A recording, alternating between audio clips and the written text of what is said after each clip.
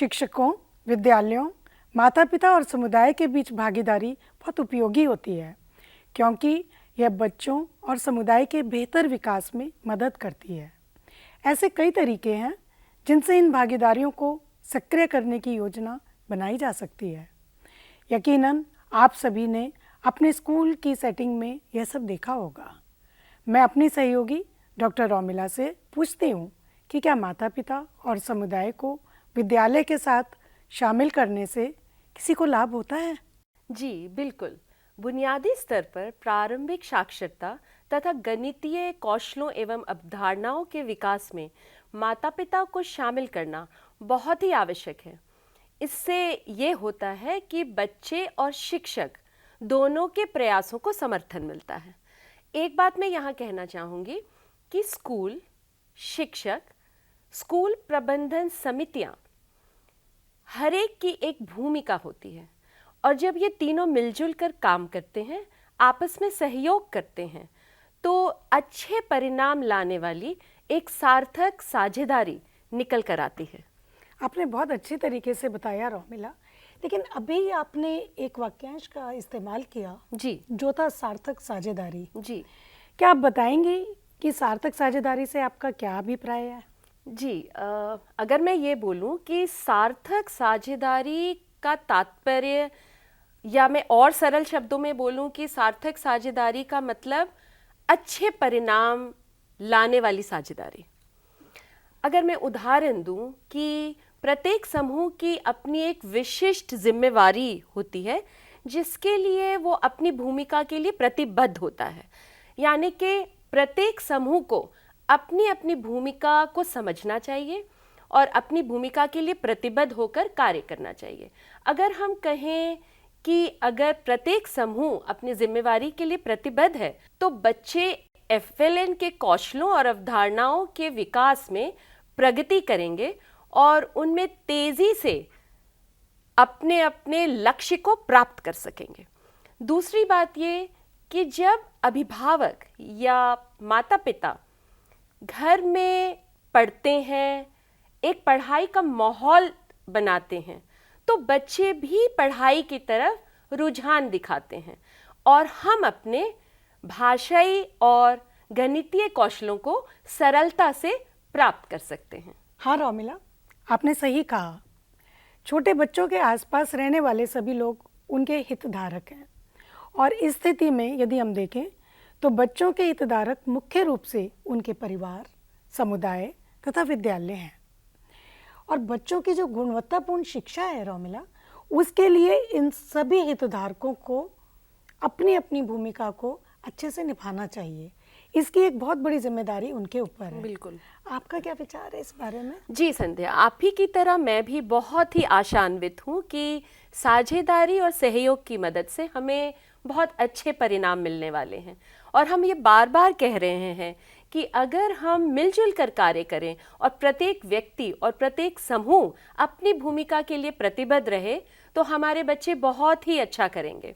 उदाहरण के लिए अगर हम अभिभावक का एक उदाहरण लें, अगर माता पिता, जैसे कि मैंने पहले भी ये बातचीत उठाई कि घर पर अगर वो एक पढ़ाई का माहौल बनाते हैं, बच्चे को रोज़ कहानियाँ पढ़कर सुनाते हैं, बच्चे के साथ खेल खेलते हैं, छोटी छोटी समस्याओं का सुलझाव करने में बच्चे को अपने खेल में इन्वॉल्व करते हैं या उनको भी सम्मिलित करते हैं, तो हम पाएंगे कि बच्चे खुद ब खुद और खेल खेल में और मज़े मज़े में प्रारंभिक साक्षरता और गणितीय कौशलों और अवधारणाओं को बहुत ही सरलता से सीख लेते हैं।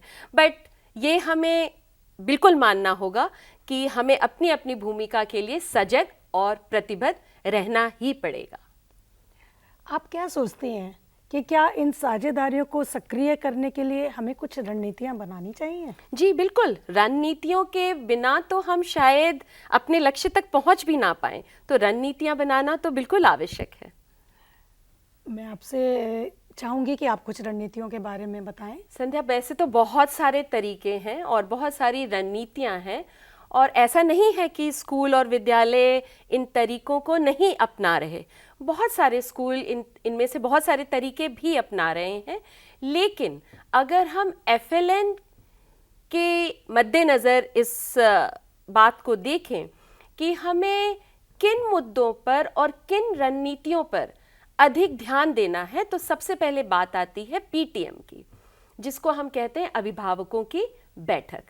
तो सबसे पहले शिक्षक और स्कूल अभिभावकों और माता पिता और उनके परिवारजनों को पीटीएम में एक नियमित रूप से उनका एंगेजमेंट देखे, उनका सम्मिलित होना देखे, और पीटीएम को या अभिभावकों की बैठक को अटेंड करना मतलब ये नहीं हुआ कि आपने खाली हाजिरी लगाई, मतलब आपने अपने बच्चों की प्रोग्रेस यानी कि बच्चे कैसे अग्रसर हो रहे हैं वो शिक्षक के साथ साझा करें, और अगर बच्चे कहीं कुछ भूल कर रहे हैं या कहीं कठिनाइयों का सामना कर रहे हैं उसको भी शिक्षक के साथ साझा करें और शिक्षक की से गतिविधियों को सीखें।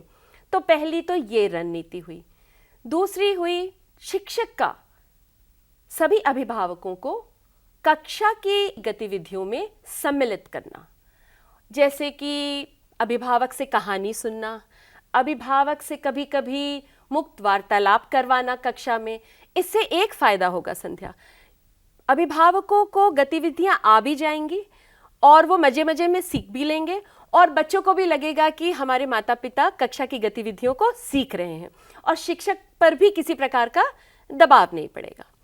तीसरा उदाहरण मैं ये देना चाहूँगी कि शिक्षक जो हम क्रियाकलाप कराते हैं, जो गतिविधियां कराते हैं, उसको कराने के लिए मज़ेदार कार्यशालाओं का आयोजन करें।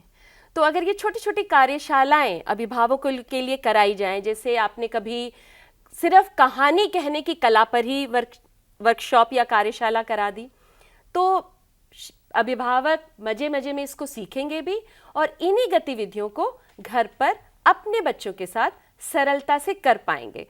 मेरे ख्याल से मैंने 2-3 रणनीतियां अच्छी बता दी। अब मैं चाहूंगी कुछ बिंदु आप भी बताएं।